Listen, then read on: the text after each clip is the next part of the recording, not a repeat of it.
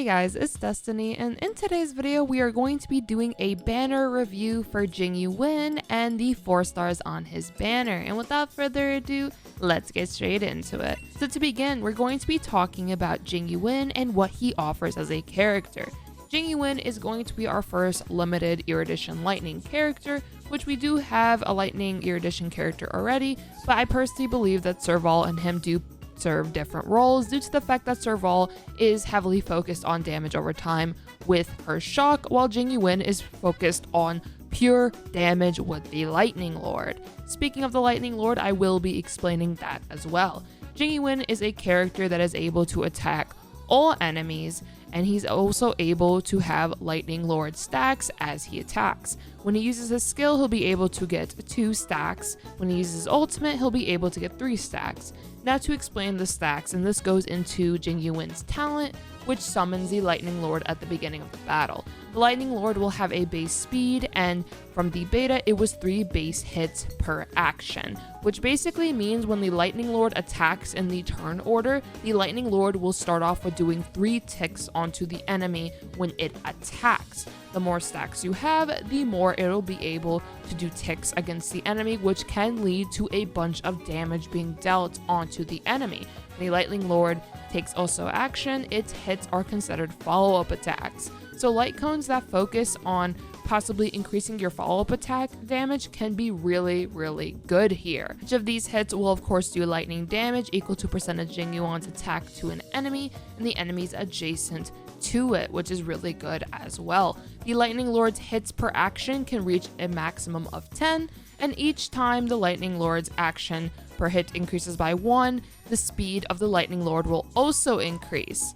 Also, after the Lightning Lord's action ends, the speed and hits per action value will return to that original 3 base hits per action. So essentially what ends up happening is that Jing Yuan is a character who wants to have a lot of stacks on the Lightning Lord before the Lightning Lord goes in the turn order. Of course, if you have enough speed on Jing Yuan, he possibly will be able to move twice per turn, which will allow him to possibly have 2 actions before the Lightning Lord, which means you could possibly have 10 maximum stacks on the Lightning Lord, which also results in a lot of damage, which is awesome because the Lightning Lord will be able to dish out a lot of damage, assuming that you're able to buff Jing Yuan, you're able to enhance him, because in turn, if you enhance Jing Yuan, that will also be able to enhance the Lightning Lord. The Lightning Lord, if you will, is kind of like if you were to have another party member, or rather just an additional attacker on your team, and the Lightning Lord is really good because the Lightning Lord will be able to attack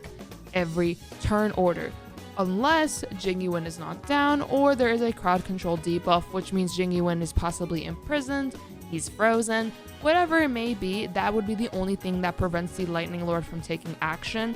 Another cool thing is that when you use your technique before battle, the Lightning Lord's hits per action in the first turn will be increased. The next turn, of course, these actions would go back to 3, but either way, it is still really good because even turn 1, you'll be able to dish out a lot of damage against enemies, especially if the enemies are weak to lightning. Even better because you possibly will be able to weakness break them, or just break their toughness meters really fast with Jing Yuan, especially if you're able to possibly have some speed on him so he's able to attack numerous times in a turn, and then in a way that would allow him to attack twice. The Lightning Lord also will be able to attack in the turn order, which means now Jing Yuan can go possibly 3 times, assuming you do have the speed. But of course, I will get more into that type of thing once I make my Jing Yuan guide.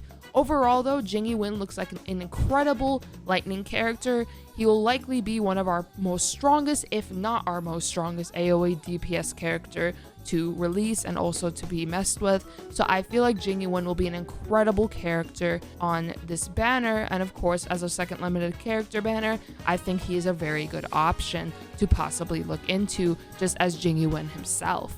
So overall, as I said, Jing Yuan, incredible 5-star character. I can definitely see his damage potential being really good, and I am pretty sure he'll be an amazing asset, honestly, for anyone to have. Additionally, if you aren't enjoying this video so far, make sure to hit the subscribe button and let's carry on. Now let's go over the 4 stars on his banner. First, we have Sushang. Sushang is an incredible 4-star. In my opinion, I believe she is one of the best 4 stars, especially when it comes to being a physical DPS. Sushang is able to attack multiple times in turn order with her ultimate due to the fact that her ultimate is able to attack a single enemy, but then it also advances her action by 100%, which means if Sushang uses her ultimate, she immediately will act again in the turn order. What you would want to do ideally is skill or normal attack, preferably I would say skill though. Skill, ultimate, then skill again, and Sushang will be able to dish out so much damage doing this. She can possibly also break whatever toughness meter is in front of her if they are weak to physical. Sushang is amazing at doing this because she also has a unique thing called sword stance. And sword stance are these little ticks when Sushang attacks. The way that she gets sword stance is from her skill as well as her ultimate. Her ultimate can guarantee it happening while her skill has a chance of it happening. But if the enemy is inflicted with weakness break, then sword stance is guaranteed to trigger. Also, when the enemy has their weakness broken on the field, Sushang can also increase her own speed, and her Eidolons are also really good for just buffing her up and also being really good just for increasing her potential. Her first Eidolon allows her to regenerate a skill point after using her skill on a weakness broken enemy. Really good because once again, Sushang is amazing at breaking enemies. Another cool thing is with her Eidolon 2, after triggering that sword stance I mentioned, the damage taken by Sushang is reduced by 20% for 1 turn. This is really good because now Sushang herself will be taking less damage. Her 4th Eidolon allows her break effect to increase by 40%, which means when she actually breaks the enemies, now the multiplier or the damage that comes out of this will be higher, which is always great because that just means more damage. And then for her last one, her talent speed boost is stackable and can stack up to 2 times, which is really good because now Sushang is able to just have even more speed, which could possibly result in her also going twice within a turn order depending on how much speed she has. Now let's go over Tingyun. Tingyun, in my opinion, and I'm sure in many people's opinion, is one of the best supports in the game. Tingyun is incredible for being able to buff your allies with her skill, and her ultimate is also incredible. The reason why I really like Tingyun is because she has this thing called Benediction. When she uses her skill, she is able to grant an ally with Benediction to increase their attack up to a percentage of Tingyun's current attack, which means building attack on Tingyun would be very beneficial, just so your ally is able to have as much attack as they can. When the ally with Benediction attacks, they will deal additional lightning damage equal to a percentage of that ally's attack for a turn. Benediction also lasts for 3 turns and is only effective on the most recent receiver of Tingyun's skill. So when you use Tingyun's skill, you want to use it on your main damage dealer due to the fact that their attack will be increased, and of course, you do not really want to rotate around Tingyun's skill since it only will work at one person on a time. It is only effective on the most recent receiver of her skill. So ideally, if you are using her with a character like JING YUAN, which I highly recommend by the way, I would recommend that you are primarily using her skill on JING YUAN. Of course, the Benediction lasts for 3 turns, which means before those 3 turns are up, you can actually generate skill points with Tingyun by using her basic attacks. As for her ultimate, she regenerates energy for a single ally and increases that target ally's damage for a certain percentage for 2 turns. This is really good because now Tingyun is able to give energy back to an ally, so this can be really good for giving your DPS character their ultimate back, or even your support characters their ultimates back, such as Japard, March 7th, whatever it may be. Let's say you're using Natasha and you really need emergency heals, you can use Tingyun's ultimate on Natasha, or even a character like Japard as I stated, and now you can get emergency heals or shields. This is really good for that purpose because it can come in really crucial in the time that you really need an ultimate to happen.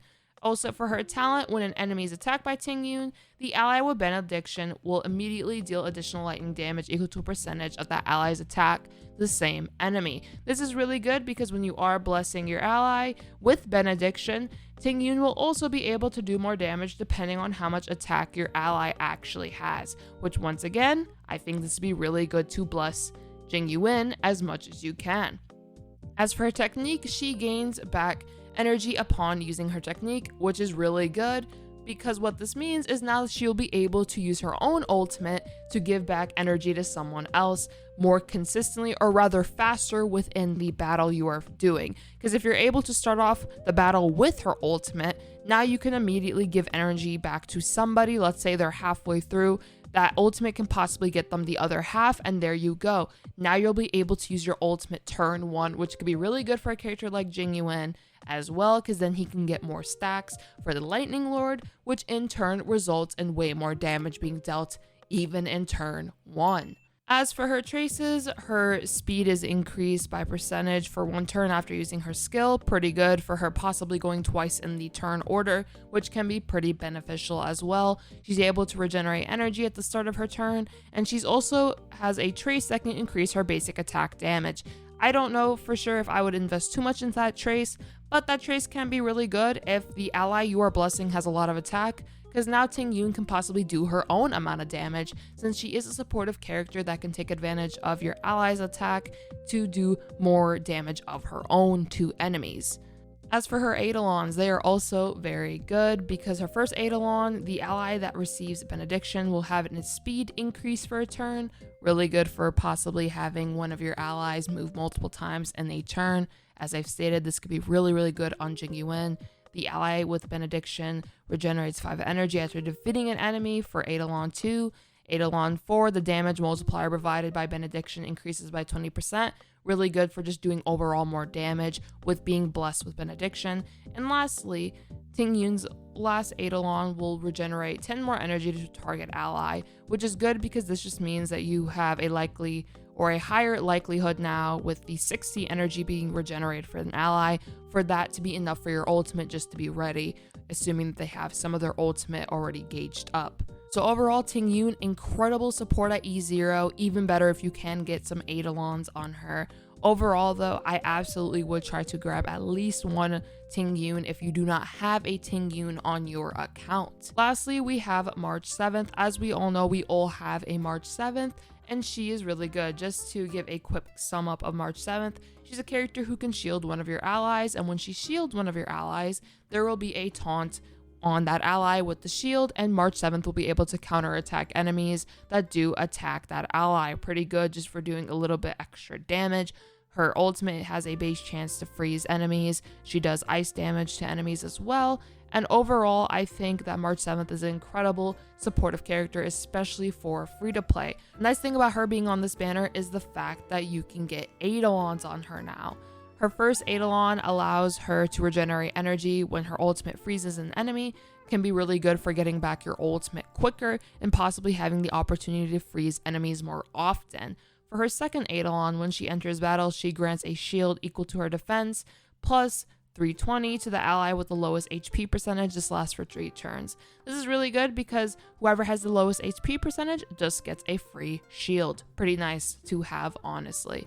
Eidolon 4, her talent counter can be triggered one more time in each turn. The damage dealt by the counter also increases by 30% on March 7th's defense. Really good as well. The more defense you have for this, the more counter damage now you'll be able to do with that. And lastly, her Eidolon 6 is, in my opinion, really good. Allies under the protection of the shield granted by the skill regenerates HP equal to 4% of their max HP plus 106 at the beginning of each turn. This is really good because now March 7th is actually going to be healing with her shields. The reason why this is so good is because now March 7th can kind of play 2 roles, if you will. I would possibly put still another support on the team since it is a low percentage of HP depending on your max HP, but regardless, it's still really nice because now you can possibly look into shielding multiple allies instead of only thinking about shielding one. Because personally, I like using March 7th to possibly shield a character like Clara, since Clara is able to counterattack enemies. But of course, either way, I think that this could be really good as a new option to think about. Now I can shield numerous allies instead of only focusing on shielding 1 or 2 at a time. You can think about that now as well. So overall, I think this banner is honestly incredible. If I were to give it a rating, I'd probably give it a S+. Because it's that good in my opinion. I feel like you are getting so many core characters or just really good characters out of summoning for this banner. I would highly recommend going for those 4 stars, going for JING YUAN. Of course, if you're not interested in JING YUAN, maybe you shouldn't pull too heavily on this banner. I possibly would try to get some of the 4 stars on the banner though, because they are really, really good. Additionally, for the light cone banner, I would just like to say with that, I'm sure Jing Yuan's signature light cone will be amazing. From what we've seen from beta, I've seen it's really, really powerful, feels very signature for him, and can make the Lightning Lord even more powerful, which is always great. So overall, in my opinion, I think this banner is incredible for free-to-play to pull on. You can literally get these characters at only E0, and they will do such a phenomenal job for your team comps, for your account, and all of that. So as I said, I would highly recommend pulling. If you're not too interested though in the banner or the characters, then I would not honestly stress about it. I would just say if you're not that interested in the banner, then you can possibly wait for 1.1, because 1.1 will have Silver Wolf and 1.1 will also have Luocha. And as we know, 1.1 will also have a new 4-star of the Imaginary Harmony class, which is Yukong. And if you're more interested in Yukong, then I would just go for that. Ultimately though, it is up to you, and I'm only giving you guys the rundown of why these characters may be good, why I think they're personally good, and so on. Of course, if you did enjoy this video, make sure to hit the subscribe button and let me know down in the comments down below if you will be summoning on Jing Yuan's banner, or if you're just gonna wait a bit, see how it turns out, see how he is in full release, if he's really good, or if he's just kind of whatever. Personally, I think he'll be amazing, but I'm just letting you guys know all of that good stuff. But just let me know in the comments down below how you guys feel about it, if you guys are excited, or if you're just gonna wait until 1.1 or beyond that. I hope all of you have a nice one. Peace.